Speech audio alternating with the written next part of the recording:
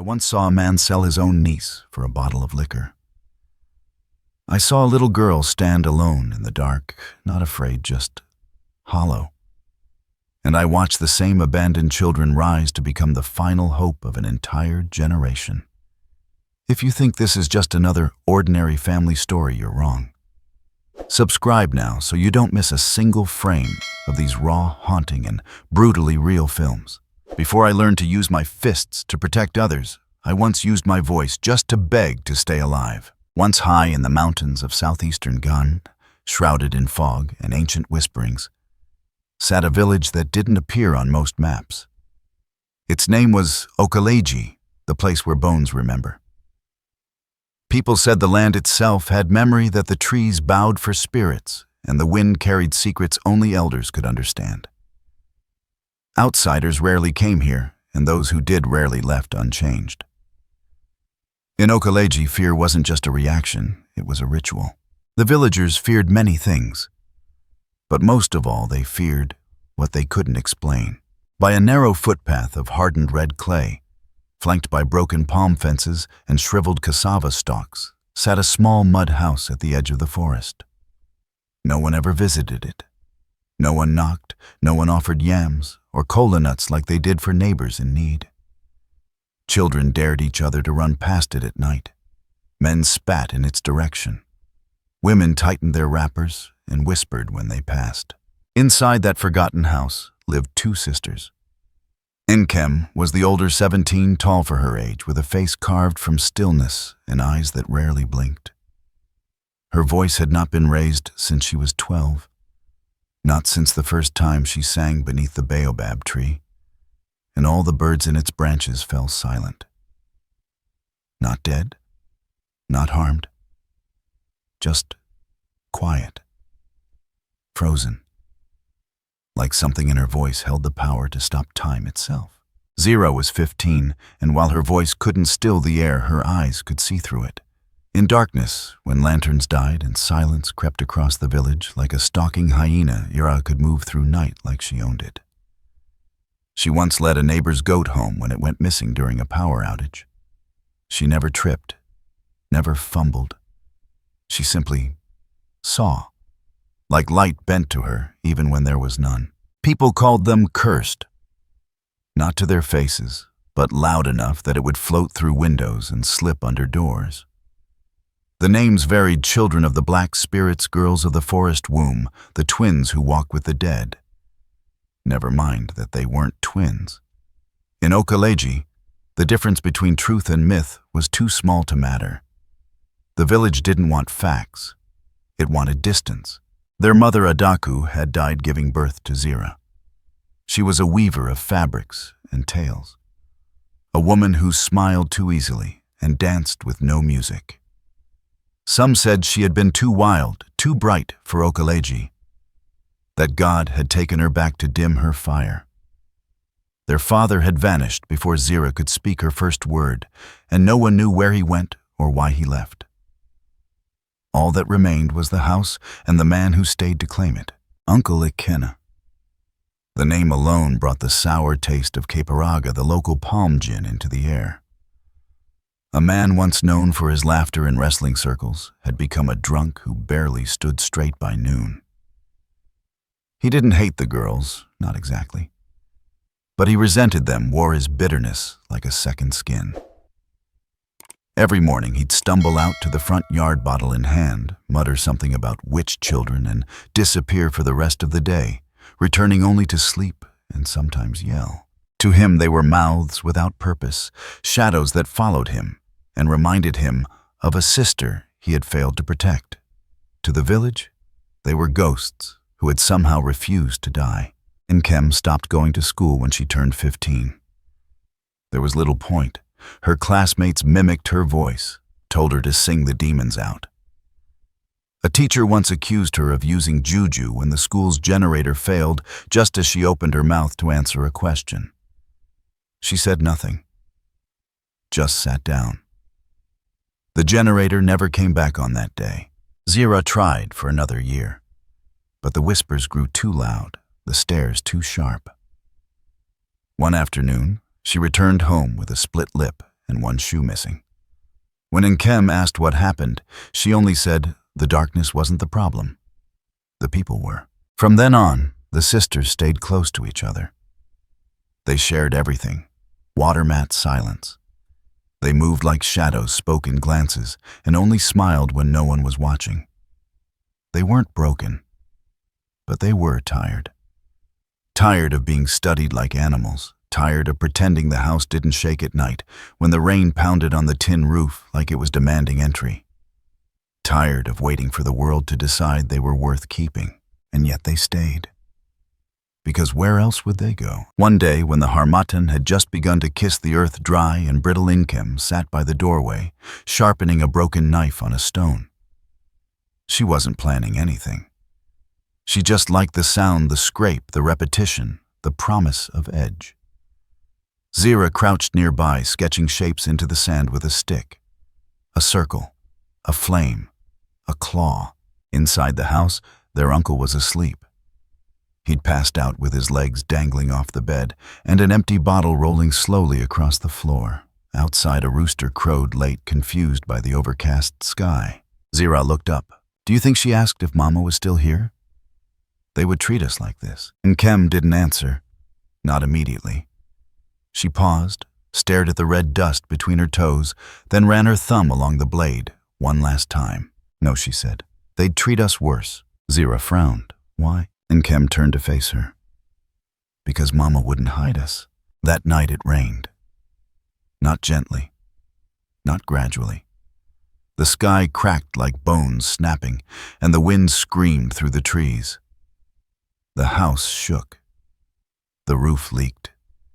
Uncle Ikenna shouted something in his sleep and knocked over a stool.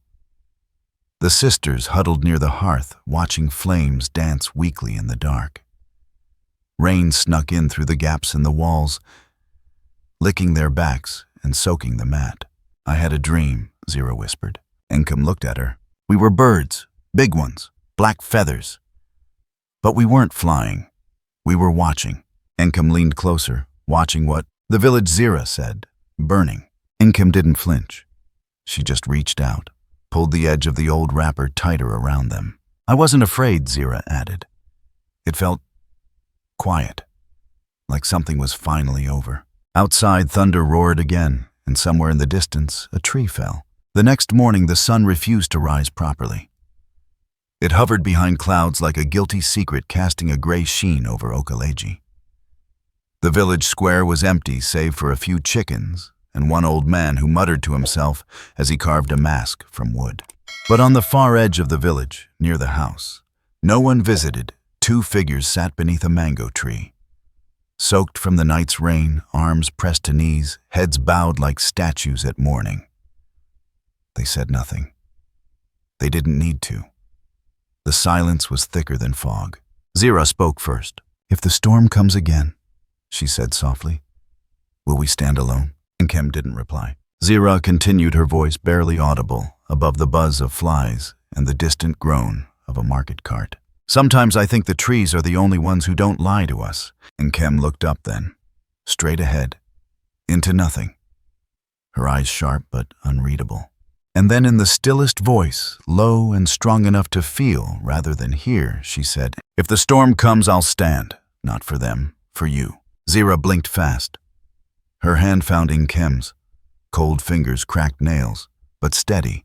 As the wind rustled the mango leaves above, something, perhaps a bird, perhaps a memory, fluttered and vanished into the gray sky. And from the shadows of the village, voices rose again. They should have died with their mother. Maybe this time, the spirits will finish what they started. But the girls did not move, did not cry, did not answer. Because when you've been called a curse long enough, silence becomes your rebellion. And when no one stands with you, you learn to stand anyway. Even in the rain, even in the dark, even when the whole world looks away. They sat together beneath the mango tree, the mud soaking into their skirts, the cold clinging to their bones. But their grip never loosened, not once. It began with whispers. Drunken ones slurred through teeth stained brown, from too many bottles of cheap palm gin and a heart long dried out from guilt. Uncle Ikenna had been spending more time at the edge of the village these days, where traders from neighboring regions gathered under thatched sheds to sell fermented drinks and trouble. On the third evening of Harmattan, he traded something he didn't own for something he could barely carry. 6 bottles, the man said, voice oily, eyes sharp. And I'll take the younger one, the quiet one with the strange eyes. Ikena laughed. Take both and give me a keg. But the man shook his head. The other one is too loud in silence. The one with eyes like owls, she'll fetch value. Ikena hesitated. He scratched his beard, looked at the bottle in his hand, then spat in the dirt. She's yours. Come at midnight. No noise, no stories. That night the rain returned like vengeance.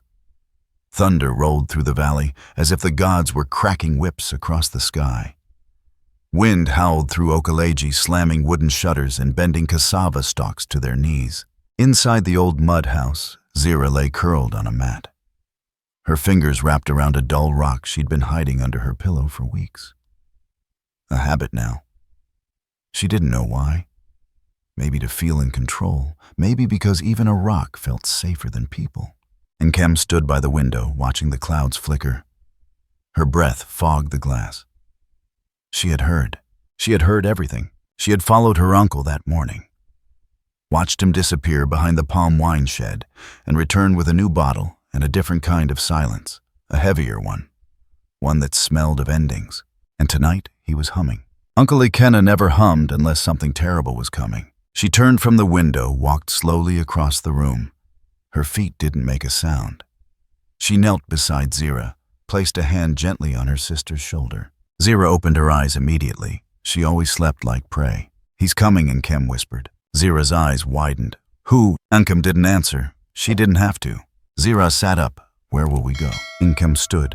Her voice came quiet but sharp. Away. A crack of thunder split the sky. Uncle Ikena stirred in the next room, his bottle clinking against the floor. Zira grabbed the small bag she had already packed weeks ago, just in case. A wrapper. A rusty torchlight, dried cassava, and a cloth doll their mother had sewn before dying. They crept outside.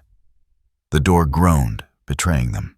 Ikena's voice heavy with alcohol, and something worse slurred from the dark. Where are you going? Cursed ones. Nkem turned. He stood in the doorway now, shirtless, barefoot eyes bloodshot. Behind him the shadow of a man loomed. The buyer. Bring her back, he said, pointing at Zira. She belongs to me now. Zira froze. Nkem didn't. She stepped forward. We don't belong to anyone. The man behind Ikena moved. Nkem saw the rope in his hand.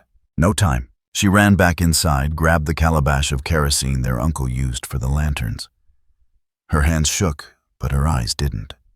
She flung it at the wall, let the splash trace across the dry mud and over the cooking pot. The flame from the lantern caught the edge of the calabash. Then, fire. It spread like fury, quick, hungry, primal. The men shouted. Zira screamed. Nkem grabbed her hand. Run. They ran. Into the storm, into the woods, into the kind of darkness that didn't welcome anyone. Branches clawed at their faces. Thorns tore at their legs. But they didn't stop. Not even when Nkem's ankle twisted, not when Zira's wrapper caught on a tree root, not when a dog barked in the distance and a shout echoed behind them. Rain fell in sheets now, washing away blood and footprints. The forest swallowed them. At some point they stopped, panting, soaked, shivering. The trees around them groaned.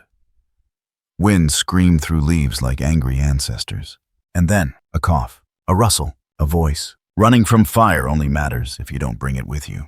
They turned. There under the drooping leaves of an iroko tree sat an old woman. Her skin was the color of ash, her hair white as millet. She wore no shoes, just rows of copper beads around her ankles. And her eyes were clouded. She was blind, and Nkem instinctively pulled Zira behind her. The woman laughed. It was dry, cracked, like she hadn't laughed in decades. 2 birds of shadow. One who sings to silence, one who sees through it. I've waited long for you. Zira whispered, Who are you? The woman didn't answer. Instead, she raised a finger and pointed toward the east, where the rain seemed lighter and the trees less dense. Follow the path where smoke meets sun. That's where fire becomes light. That's where you will learn to burn without turning to ash. Then she coughed again, and with a sudden gust of wind, she was gone, just like that, like a tale forgotten mid-sentence. The girls didn't speak. They just ran. East, toward the horizon that hinted at dawn. They emerged from the forest hours later. Skin-scratched, feet raw, breath thin, and there it was. The city, Accra, not the Accra of postcards or commercials, but the real one. Loud, crumbling, alive. Trucks rumbled by with horns that sounded like angry gods. Vendors shouted in 10 languages at once. Smoke rose from suya grills tangled with exhaust fumes and the cries of street hawkers. People swarmed like ants. Colors, noise, smells, too much of everything. Zira gripped Nkem's hand tightly. I can't hear myself think. Nkem's eyes darted everywhere wide and dark. Then don't think. Just move. They wandered. First through a bus station, then a market. Then alleys lined with old tires and cracked concrete. No one noticed them. That was worse than being hated. By nightfall, they had nothing left but the dried cassava in Zira's bag and the doll now damp and heavy. They found shelter beneath a collapsed billboard. Its frame leaned against a wall like a broken promise. Rats scurried nearby. A stray dog barked once, then ran. They lay down on cardboard, the kind used for packing fish. Nkem stared at the ceilingless sky. Zira whispered, "We have no name here." Nkem didn't reply. Zira turned toward her. "Do you think they'll come looking?" Nkem blinked. "Not for us, maybe for the fire." Zira chuckled. It wasn't joy, just air escaping pain. "You burned down our home," Nkem said softly. "I burned down a cage." Silence again, heavy, but not empty. "Then, I'm cold," Zira murmured. Nkem pulled her close. "Then hold on, until the sun finds us." And so they slept. Two broken pieces wrapped in one another. In a city that didn't care. In a world that hadn't yet noticed them. But beneath their skin, something stirred. Not hope, not yet. But something older, something sharper, a spark. Accra did not wake slowly. It roared awake like a lion startled from sleep. By dawn, the city was already hot. Not just in temperature, but in movement. Tire smoke and peppered steam from roadside wakey stalls merged with the dust that never seemed to settle. Feet pounded the pavements. Car horns barked without rhythm. Voices layered on voices in a language that was not one, but many.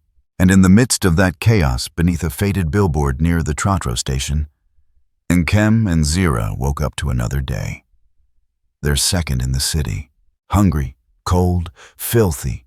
Zira's stomach growled so loudly it startled a stray cat nearby. She clutched it with both hands, eyes still hollow from the night before. Nkem didn't say a word. Her mouth was too dry anyway. Instead, she stretched her aching limbs and walked toward the flow of people. She didn't know where she was going, but she knew this staying still was another form of dying. The market wasn't far. It was the kind that stretched beyond its borders, leaking into the road, the sidewalk, the alleys. Tomatoes sat next to spare car parts. A woman sold perfume beside a man butchering goat meat with the same knife he used to clean his nails. The scent of fried fish clung to the air like perfume no one wanted. Nkem walked slowly at first, eyes scanning, feet cautious. Then she found a spot. It was between a mango seller and a blind man playing a broken harmonica. No one owned this stretch. No one claimed her presence. She stood there and cleared her throat.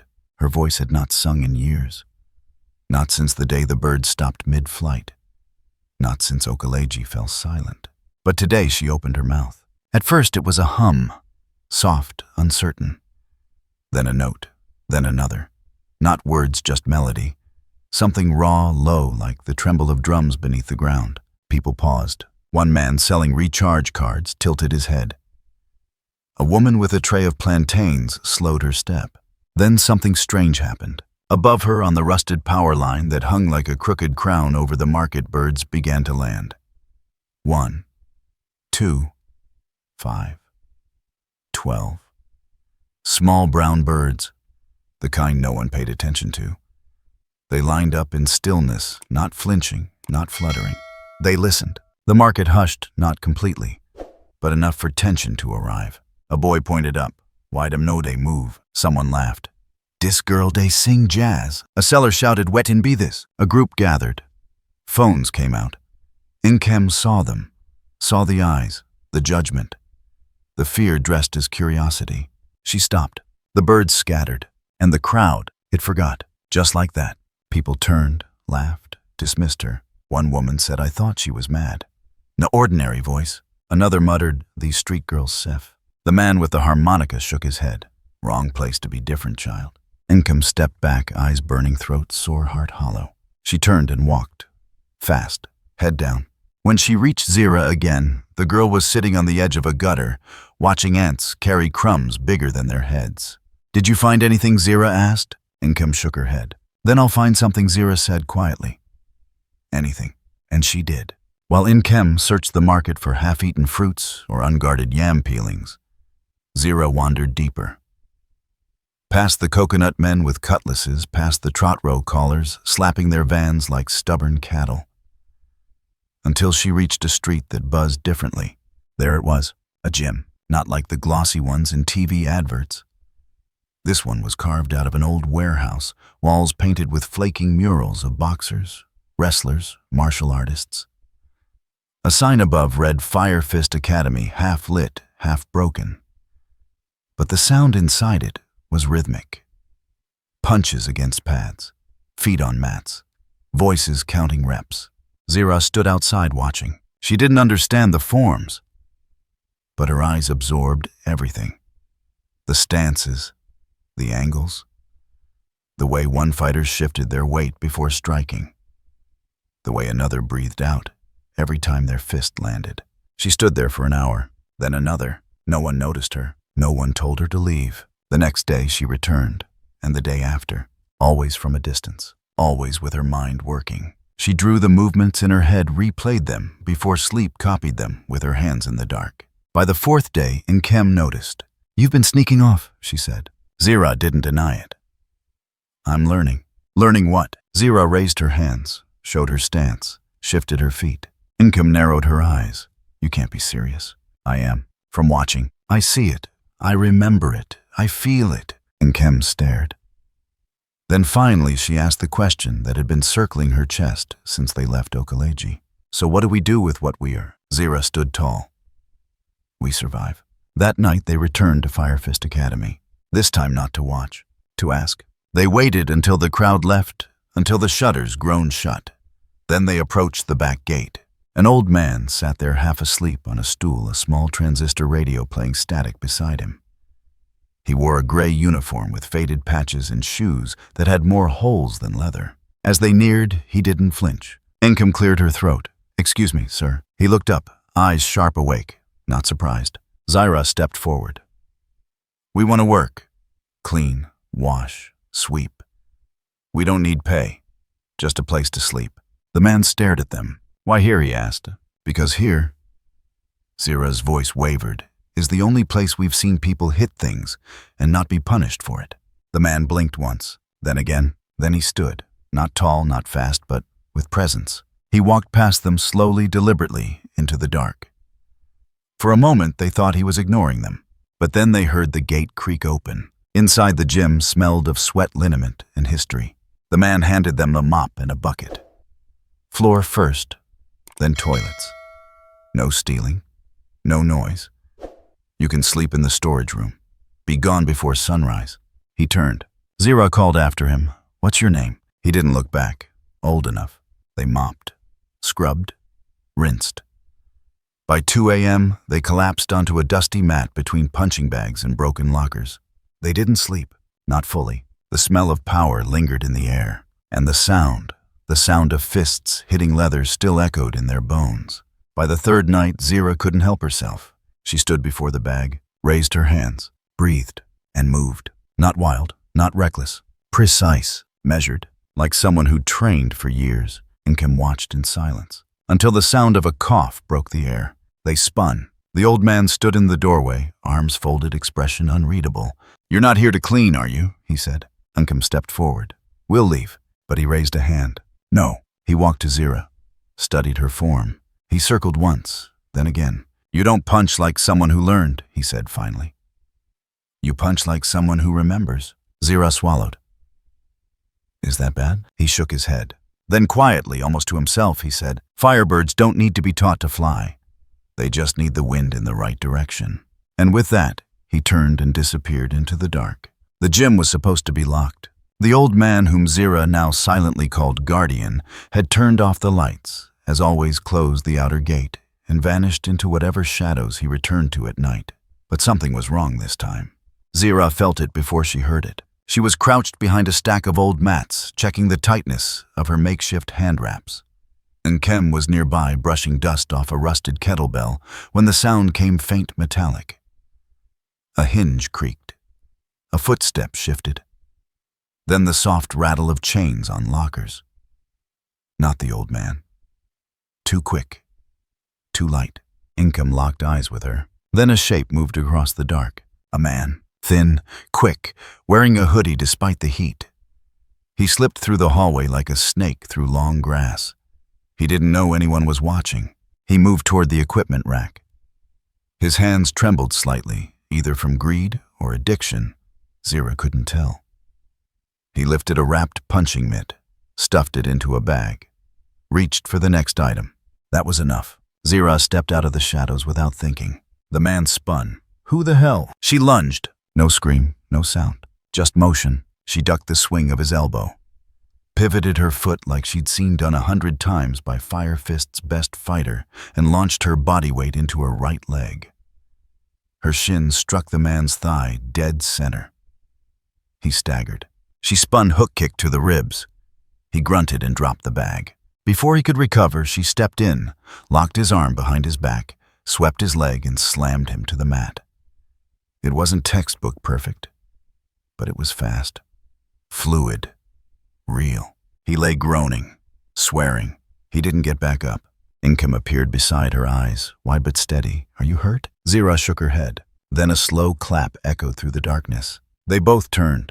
The old man stood there, not angry, not surprised, just watching. He walked toward the thief, who now clutched his ribs, begging. With one hand, the old man reached down and grabbed the bag. With the other, he waved toward the door. Leave, he said. But the old man raised a single finger. Before you bleed.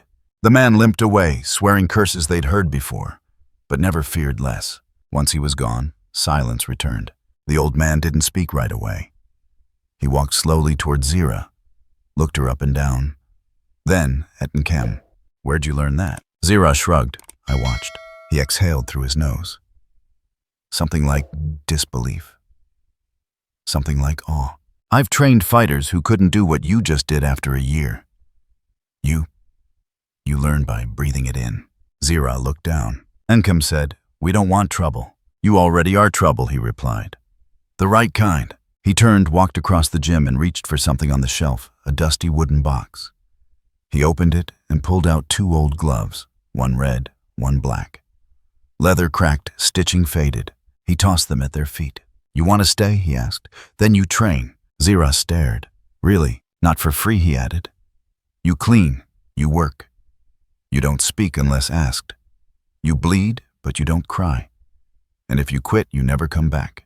Nkem asked, why us? He smiled faintly. Because fire only bows to those born in it. He walked away again, muttering. Bird fire doesn't need anyone to teach it how to fly. It just needs wind in the right direction. From that night forward, their world shifted. By day, they swept the floors, scrubbed the sinks, and carried buckets heavier than Zira's legs could handle. By night, they trained in secret under his supervision, under his silence. He never told them his real name. He refused to be called coach. Zira took to calling him Oga, half in jest, half in reverence. Nkem simply nodded when she addressed him. He gave them no mercy, only correction. When Nkem threw punches too wide, he rapped her knuckles with a stick. When Zira's footwork slipped, he made her run laps in silence.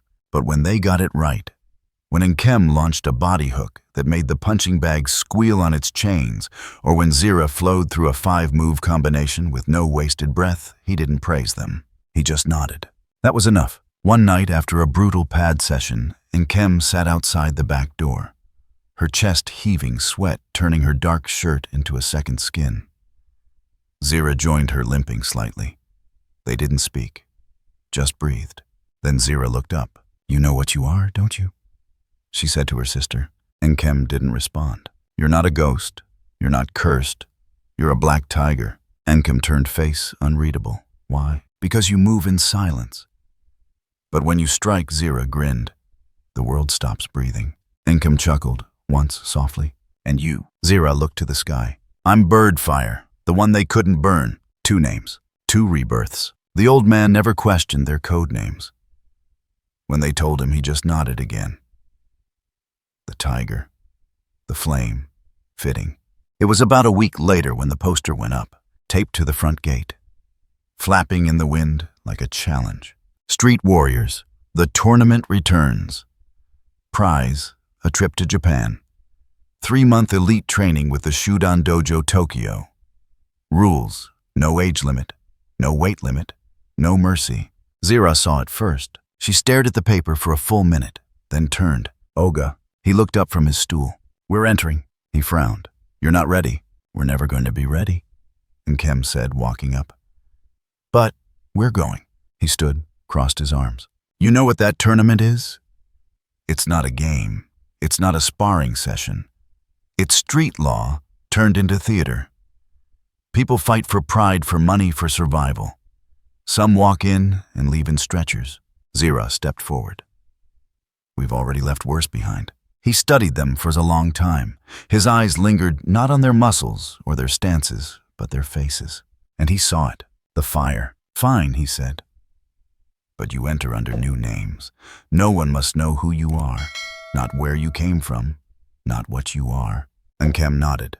"We're not who we were anyway." They walked inside. That night, under a low-hanging bulb, on the same dusty mat where they once slept for warmth, they filled out the application form. Under home gym, they wrote none. Under trainer, they wrote fire itself. And under why you fight, they didn't write anything. Some answers they decided didn't belong to paper. They belonged to fists. It didn't happen in a stadium. It happened in a warehouse that looked like it had survived war, and rusted metal beams curved like the rib cage of some dead beast. Fans with broken blades hung overhead like forgotten prayers. The floor was cracked concrete, uneven, dusty. Blood from past battles had seeped into the cement, staining it darker than shadow. But this was where legends were born. Street Warriors, a brutal underground tournament, where fighters didn't come for fame, they came because there was nowhere else to go. And this time the prize was different. A golden ticket, a 3-month scholarship to the Shudan Dojo in Tokyo, Japan. Training with masters who didn't care where you came from, only how hard you hit. Nkem and Zira arrived with no entourage, no uniforms, no banners, only names. They registered in silence, handed in forged ID numbers, and waited. The crowd was already wild. People stood in circles, shouting over bets, waving torn naira and cedis, chanting for blood. Most were there for spectacle. Some were there to prove something. A few were there because they didn't want to be anywhere else. The fights began, one after the other. A girl with dreadlocks knocked out a man twice her size, with a spinning elbow that cracked like lightning. A boy who couldn't have been older than 14 used his opponent's weight against him, flipping him clean over a plastic chair. There were no referees. Only a bell. Only pain. Then it was Zira's turn. She stepped into the makeshift ring, a circle of white chalk smeared in places where blood had not dried. Her opponent, tall, sinewy eyes filled with something feral. He smirked. "Birdfire Abi," he sneered. "You look like you'll cry before the second minute." Zira didn't respond. She just turned her head slowly like a wolf scenting the wind. The bell rang. He charged. She didn't. She waited. He threw a jab, then a hook, then a knee. Zira moved like she was gliding through memory. She had watched hundreds of fights. Memorized footwork, timing angles, of vulnerability. Every move he made she had seen before in shadows, in silence, at the Fire Fist Academy and beyond. He went for a sidekick. She stepped inside, it twisted and landed a sharp knee to his ribs. He winced. He charged again, more aggressive. But Zira had already adjusted. She anticipated the pivot saw the moment his shoulder dipped. A roundhouse, perfect angle. Her legs swung with a grace so fast it looked like a whisper made flesh. Her foot collided with his temple. The sound was dull. He collapsed. Silence fell like a dropped curtain. Then came the noise. Cheers, screams. Someone shouted, "Bird fire, bird fire." She didn't lift her arms, didn't celebrate. She just turned and walked out of the ring. Back to Nkem. "You good?" her sister asked. Zira nodded once. He didn't see it coming. "You didn't blink," Nkem said. Zira shrugged. Didn't need to. The next fight was Nkem's. She stepped into the ring like a storm preparing to speak. Her opponent was bigger, wider, shoulders, thicker thighs. He cracked his knuckles like a warning. "You one of them quiet types," he growled. "Don't like noise." Nkem stared straight through him. "Let's make some noise then," he said. The bell rang. He came with brute strength. No finesse, just power and fury. She absorbed the first 2 hits. A jab to her shoulder. A body shot to her ribs. But she didn't move. She planted her feet like roots. And then she roared. Not a scream, not a cry. A roar. It came from deep inside years of swallowed anger, of being called cursed, of holding silence like a shield. The sound hit the walls, the ceiling, the audience. For a moment it wasn't just a voice. It was presence. The man froze. That was all she needed. She launched. A left hook to the chin, a right elbow to the jaw, a knee to the gut. Then spinning her forearm crashed across the side of his face. He stumbled, then dropped, not like a tree, like something that had never stood a chance. The crowd erupted. Some people ran forward screaming. Others pulled out phones. Nkem stood in the center of the ring chest, heaving fists still trembling from the last blow. Zira stepped into the ring beside her. For a moment, just a moment, the noise faded. They looked at each other, not with joy, with knowing. They had done what needed to be done. No more, no less. The tournament director approached. A woman in a leather coat, a scar running across her jaw, eyes like polished obsidian. She carried 2 envelopes. "You girls," she said, pausing to study them. "Where the hell did you come from?" Zira replied, "Nowhere." "Then you just put nowhere on the map." She handed them the envelopes. "Tickets to Tokyo, 3 months. Shuden Dojo. You'll train with killers." Nkem took hers slowly.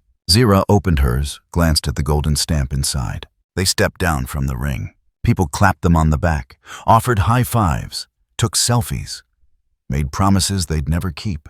But the sisters ignored it all. They sat on the back step of the warehouse, away from the lights, away from the ring.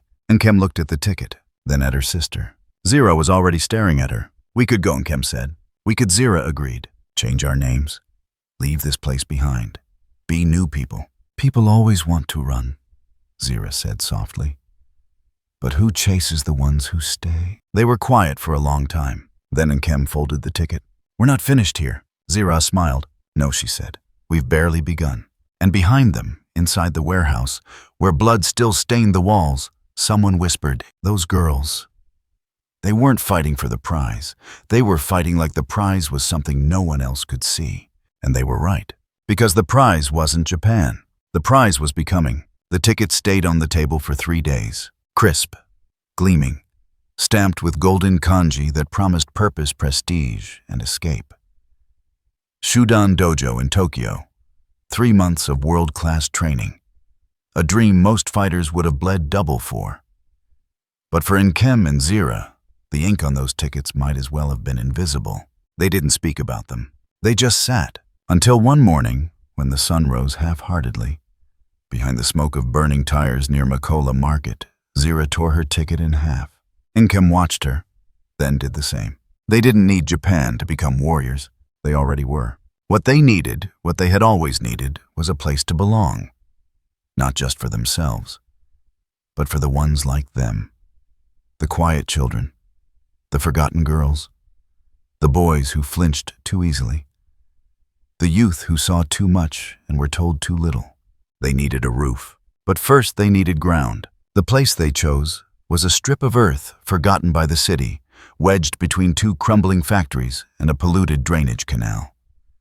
For years it had been a dumping site for rusted fridges, cracked tires, and the memories no one wanted to keep. Even the rats avoided it. The ground was uneven. Oil stains stretched like bruises. The air smelled of wet ash and shame. Zira stood in the middle of it one afternoon, arms folded, sweat glistening on her forehead. "This is it," she said. Nkem looked around. "This is a dump." Zira smiled. "So were we." They began clearing it the next day. With bare hands, with rusted shovels found behind a mechanic's shop, with bruised knuckles and knotted ropes tied around their waists to lift broken iron. People watched, and they laughed. From across the street market, women whispered, "The cursed girls again." Building what a graveyard. Men drinking under a makeshift shelter joked loudly. Maybe they're starting a scrapyard. At least then their looks matched their business. The sisters didn't respond. They just kept digging. By the third week, their fingers bled. By the fourth, the stench had lessened. And by the fifth, something arrived that changed everything. A woman. She wore a navy blue blazer over a vibrant Kente dress. Her heels made no sound as she walked across the gravel. Her earrings were gold hoops. Her gaze steel. Zira spotted her first. "Who's that?" Nkem said nothing, just watched. The woman approached, stepping around a pile of crushed aluminum cans. She looked like she didn't belong here. But her hands, when she reached out to greet them, told a different story. Scarred, calloused, worked. "My name is Kojo," she said. "I lead a coalition of women business owners across Ghana and Nigeria. We invest in girls who refuse to disappear."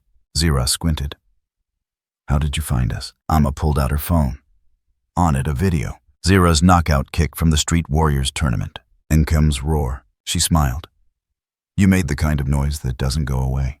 They said nothing. She continued.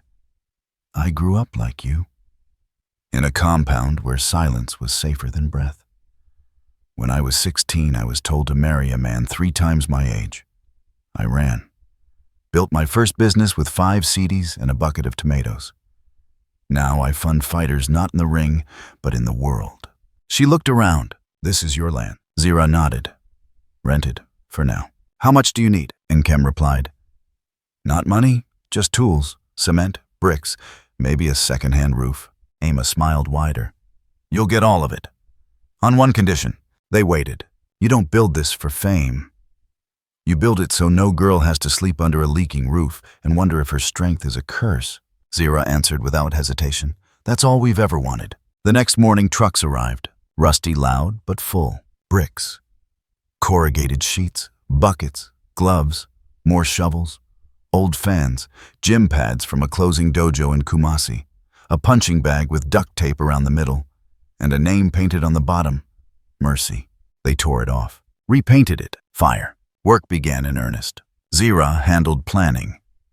Studying building blueprints on borrowed tablets, memorizing the layout of local gyms, adapting them for dirt and struggle. Nkem dealt with the laborers.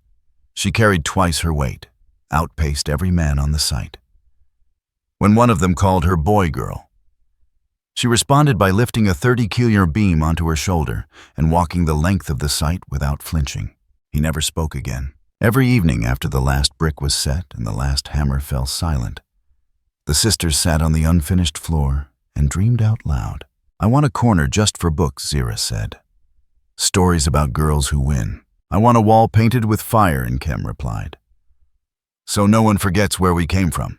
Some nights Zira fell asleep in the gravel. Nkem carried her inside. Some nights Nkem coughed from dust. Zira sang until her breath slowed. And always somewhere in the distance, the city kept breathing fast, restless, indifferent. But here on this patch of earth that once smelled of rot, something sacred was growing.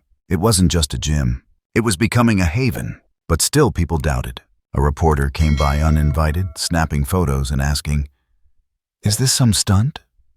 Are you trying to go viral again?" A councilman scoffed, "Girls like you don't build. They survive. Different things." Even a priest from a nearby chapel warned, "Be careful. Too much ambition is the devil's favorite bait." Zira wrote it all down in a notebook titled Fuel. Nkem just kept building. On the 6th week, a group of children appeared. 5 of them, barefoot, dirty, eyes wild but curious. They didn't say a word, just stood at the fence watching. Zira waved. The smallest, a girl no older than 10, waved back. The next day they came with brooms. No one asked them to. They just started sweeping. And that was the first day the site felt less like work and more like purpose. Later that evening, Zira sat on the half-built front step watching the sky bleed orange into blue. Nkem joined her. We could have had clean sheets, Zira said. Hot meals, Nkem added. Trained with legends. Become legends. They looked at the dusty yard, the crooked fence, the bent nails, and smiled. We still will, Zira whispered. But not just for us, Nkem finished. A gust of wind lifted dust into the air, swirling around them, like ashes remembering how to rise. Behind them, the children laughed. And in the silence that followed, Nkem whispered something she hadn't said in years. Home. The opening night wasn't supposed to feel this quiet. No banners, no fireworks, no celebrity guest appearances.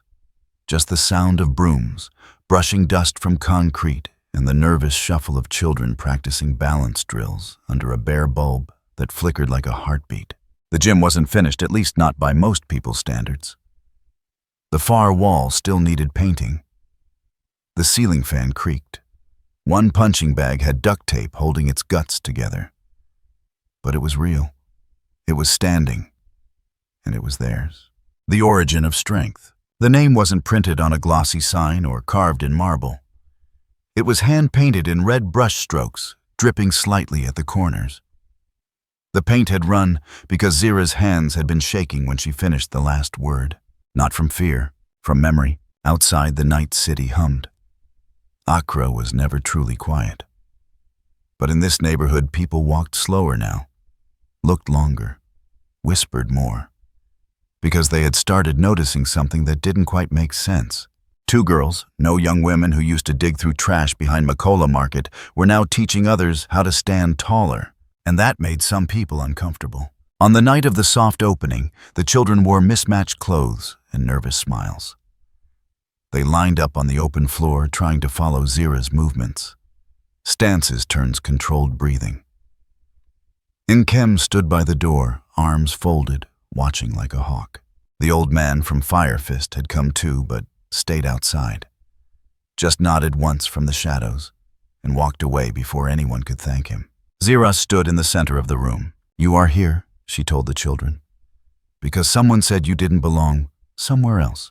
One boy raised his hand. Will we fight? Zira smiled. Only what tries to break you. Applause didn't follow. That wasn't the kind of place this was. Respect here moved quiet like dust just before the wind. Later that night, after the children had left and the lights were low, Nkem and Zira sat on the floor beside the reception desk, sipping sachets of warm water. Zira leaned her head back. I thought I'd feel more. You do, Nkem said. It's just buried. The knock came 3 minutes later. Soft. 2 taps. Then silence. Then 2 more. Zira opened the door, and there he was. Older, grayer, thinner, but still him. Uncle Akena. His hands were empty, and his eyes were not. He looked smaller than they remembered. Not because he had shrunk, but because they had grown. He took a step forward. Nkem was behind her now, stone-faced. Zira didn't flinch, I heard he said. No one replied. I saw the walls. The sign. I didn't know if it was really you. You knew, Nkem said coldly. You came to what she snapped. Congratulate us. Ask for money. His lips trembled. No. I came to ask for work. Silence. He looked at the ground. Let me sweep. Clean toilets. Fix what's broken. I'm not asking for anything else, just a place to be useful. Zira stepped forward. Why? He met her gaze. For the first time in years. Because shame only kills when it's hidden. And I've carried mine too long. She stared at him. Long, hard. Then she nodded. You don't need to kneel, she said. But you will bow. Not with words, with work. He nodded his head low. Come every morning, she said. No talking, just sweep. He nodded again, then turned and walked away into the dark. Nkem exhaled slowly. Zira closed the door. Neither spoke of him again, but he came. Every morning, before the sun rose, with a rag, a broom, a bucket. He didn't ask for praise, didn't expect thanks. He didn't even make eye contact. He just worked, and day by day dust disappeared a little faster from the corners. 2 weeks later, a reporter showed up. Short woman, big eyes, fast pen. She had seen a video on someone's social feed, Zira helping a girl tie her wraps before practice Nkem, showing a boy how to plant his feet before a strike. She said nothing at first, just watched. Then she stepped forward. "Is this a shelter?" Nkem replied, "It's a forge." The article came out 4 days later. Headline: From Street Scars to Strength School. The rise of two sisters who defied everything. Photos, quotes, a video embedded with Zira's calm voice saying, "We weren't saved. We fought our way here." It exploded. By week's end, they had over 20 more children knocking on their rusted gate. Some with mothers, some with bruises, some alone. One girl, maybe 12, held a note that read, "Please don't send her back." Nkem read it, tore it up. "You're staying," she said.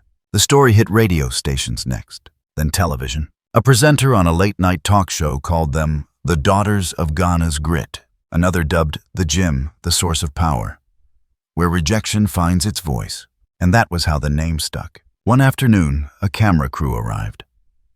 Not to film fights, but to film stillness, how the children sat before training, closed their eyes, and breathed. "How do you train so young?" a cameraman asked. Zira replied, "We don't train fists, we train memories."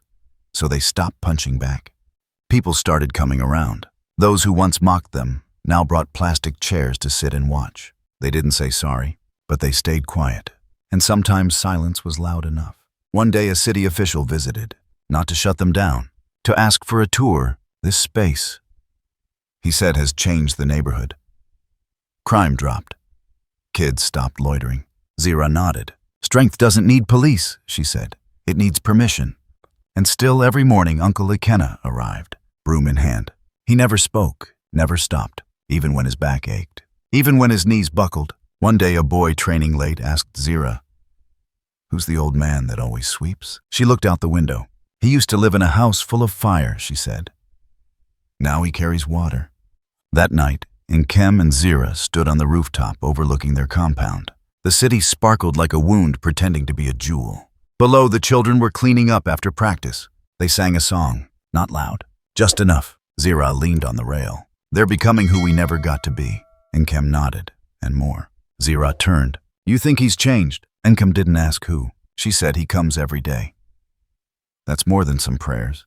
Zira smiled, then let him keep sweeping. Nkem chuckled. "He's still slow." "Let time deal with him," Zira whispered.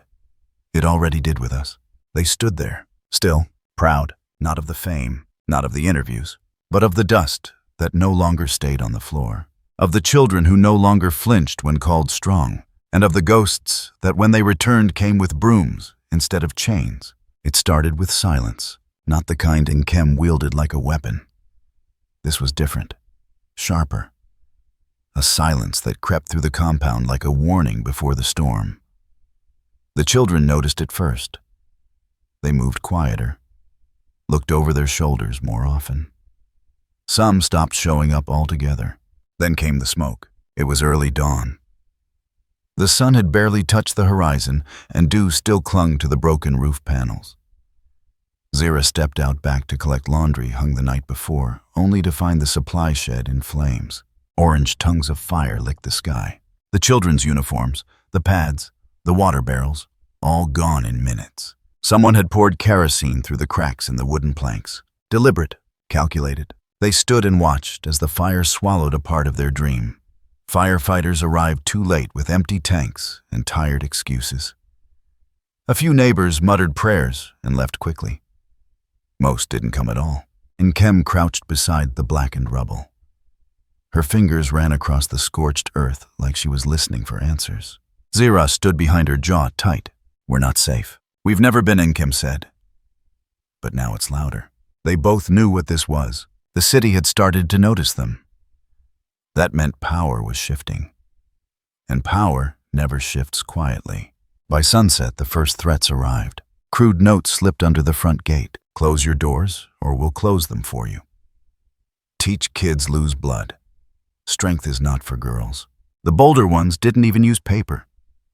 They painted it in red across the walls. "You don't belong here." The local boys knew who was behind it. Market gangs.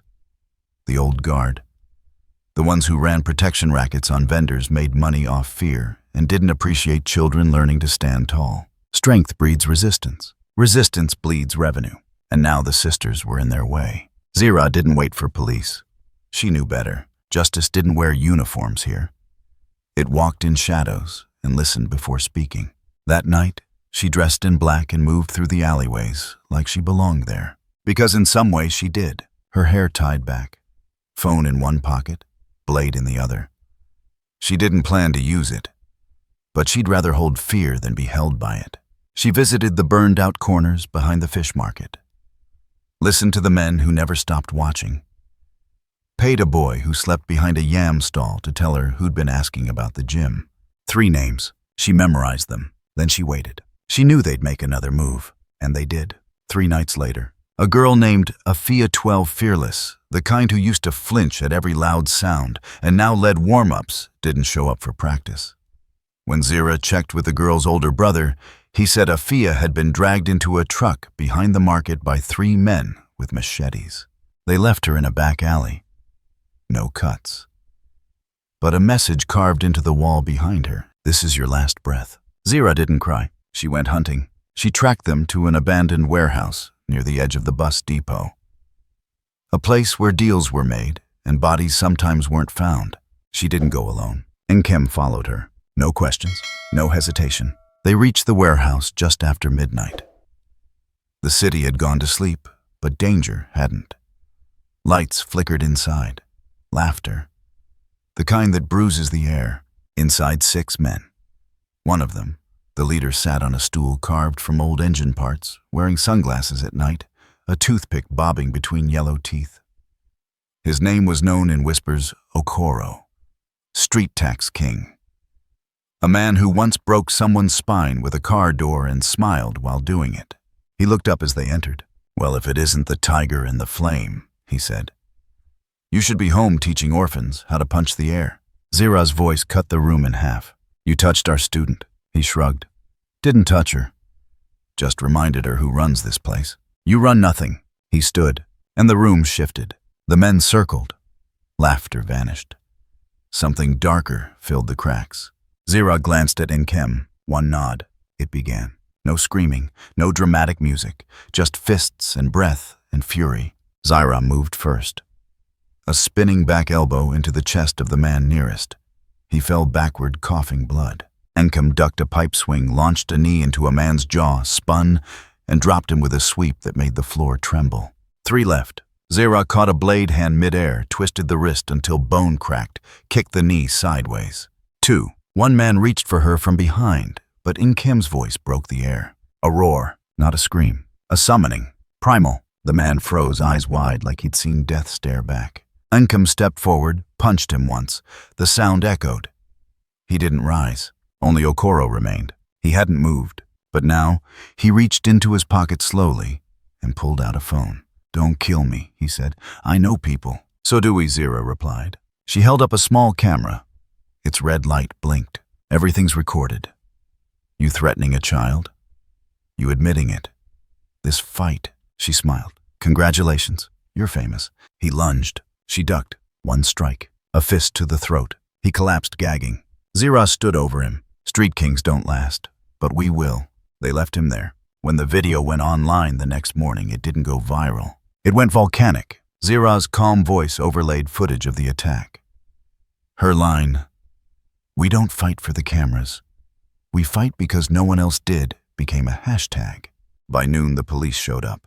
Too late as usual, but just in time to find Okoro with 2 broken ribs and 5 witnesses who refused to lie for him anymore. They took him. The case made headlines. 2 sisters from nowhere stood up to the market mafia and won. But it wasn't about winning. It was about warning. That source of power wasn't just a place of training. It was now a border, a place where fear came to die. The road to Okaleji was red again. Red like rust, like clay, like blood that had dried under old wounds. It hadn't changed much. The path still curled through mountains like a serpent resting. Baobabs still stood like sleeping elders. The air still smelled of wood-smoked charcoal and something older like memory. Nkem walked in silence, her steps measured. Zira followed, eyes scanning every stone, every leaf, as if looking for pieces of the girls they used to be.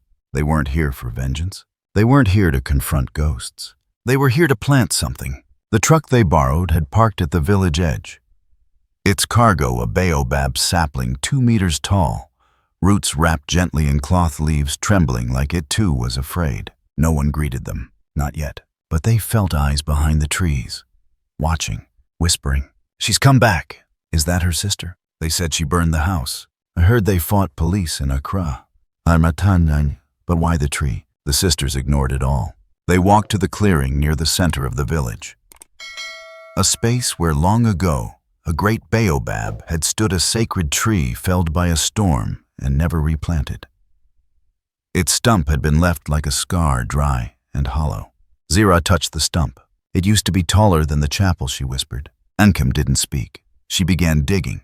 The villagers watched from a distance, silent, still, suspended between memory and fear.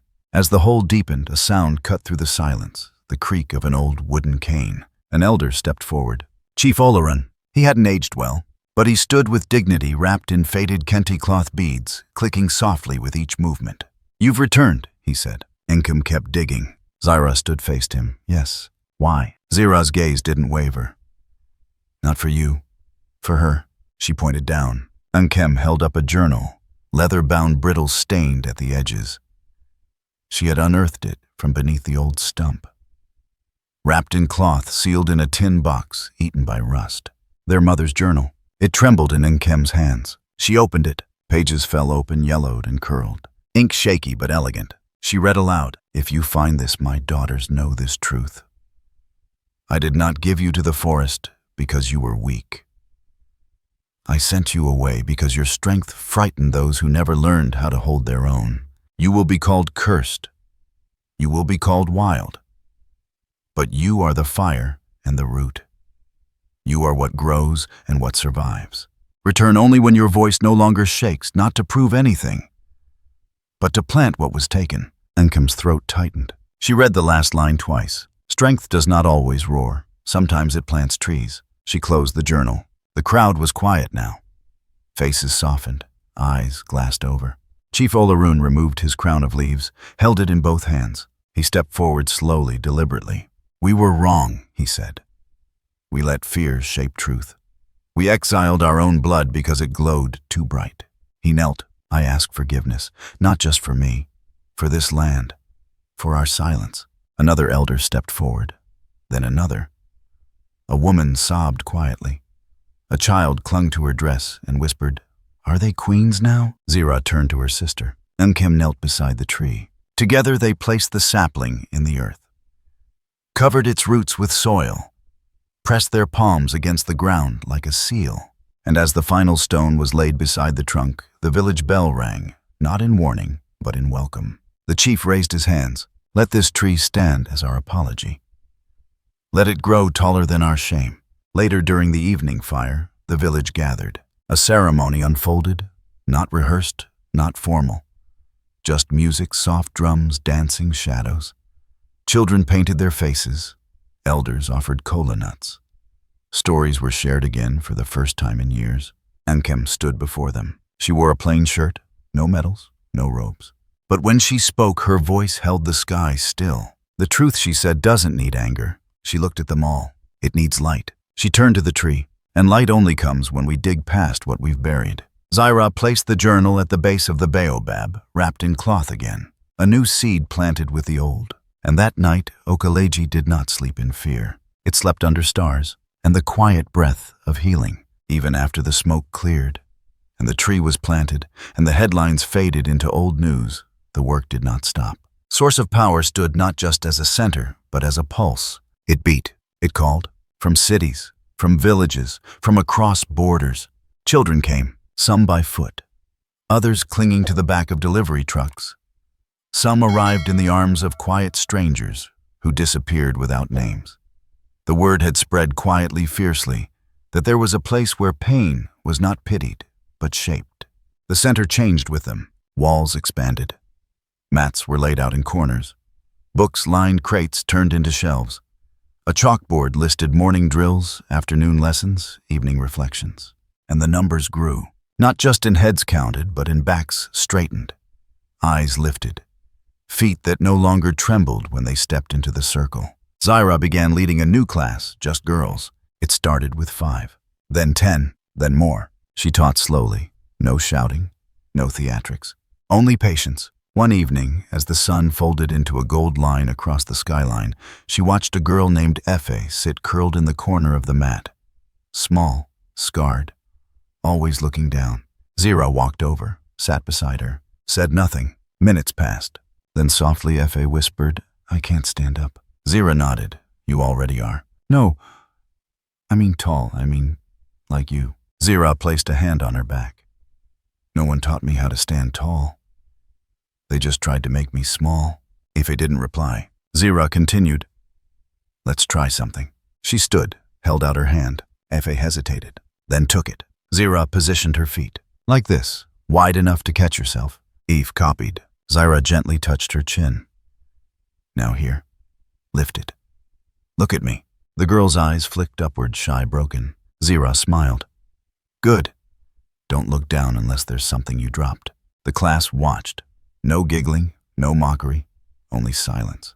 The good kind. Efe stood for 12 seconds before her knees buckled. But when she sat, she was smiling. That night, Zira wrote something in the margins of her journal.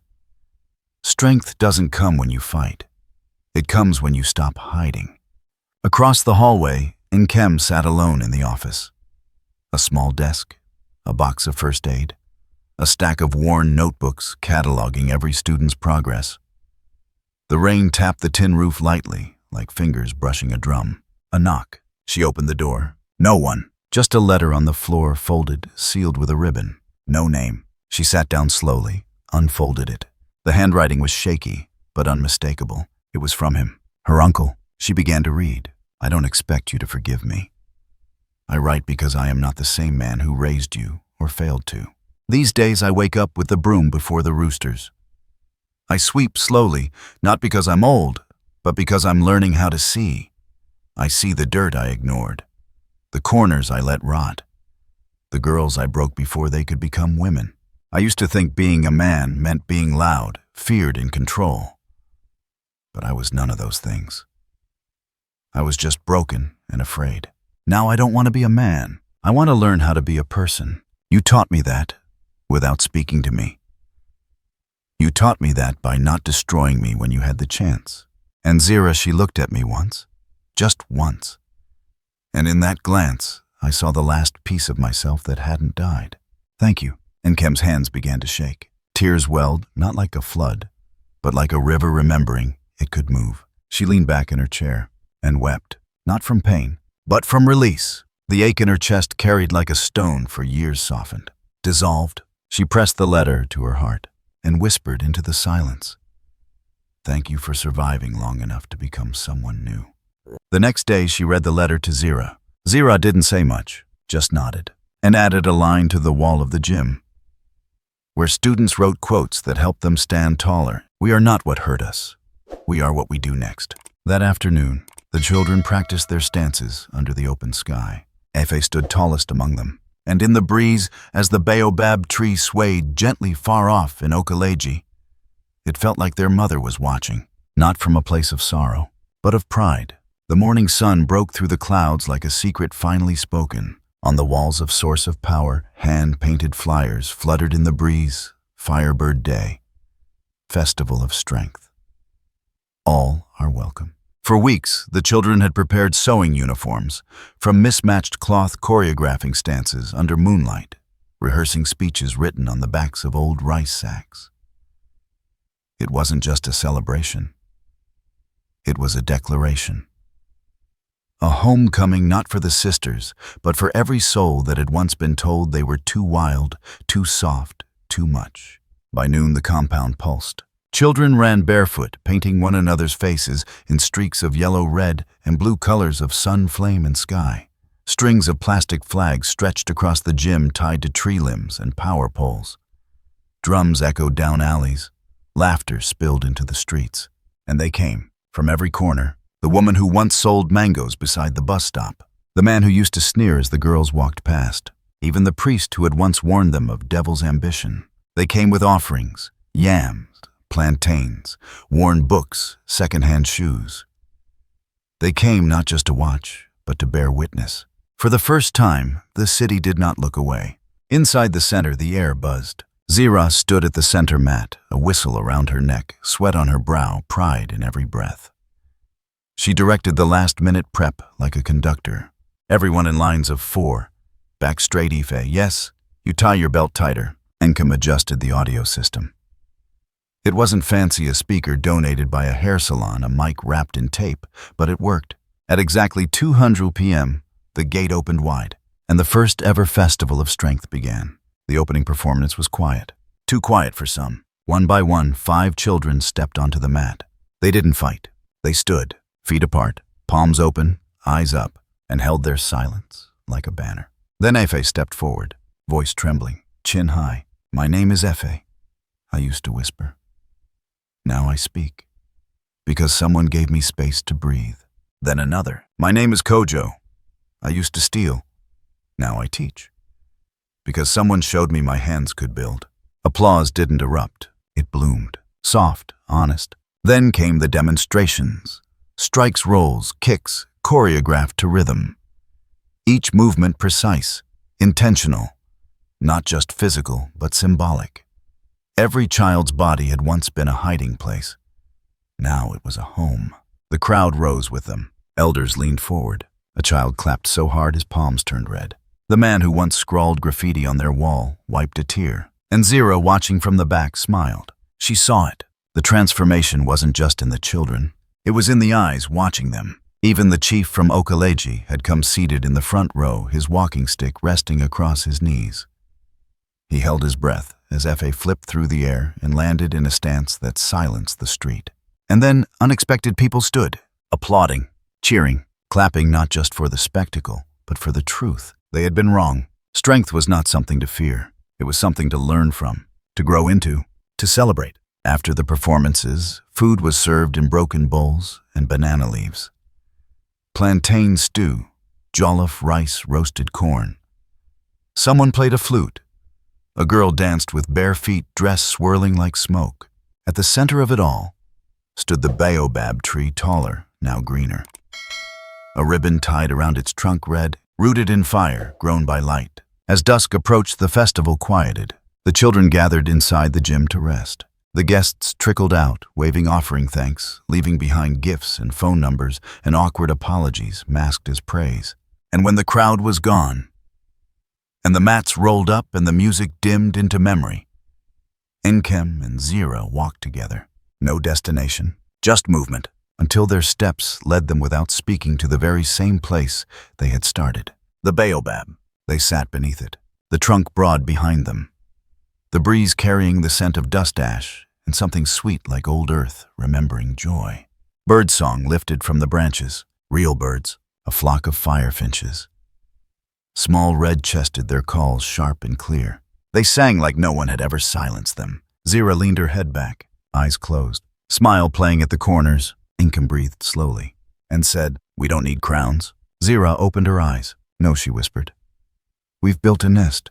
She looked to the tree. For every bird that forgot it could fly. The wind rustled the leaves. A feather drifted down. Nkem caught it in her palm. No one spoke for a long time, because nothing needed saying. Everything had already been lived. The camera would pull away here. If this were a film, pan out slowly. Show the compound, the mats, the peeling paint, the kids asleep in corners, the women sweeping, then the city lights beyond, and the tree, tall, rooted, unshaken, a home. And just before the screen faded to black, words would appear. Strength isn't found in the fist.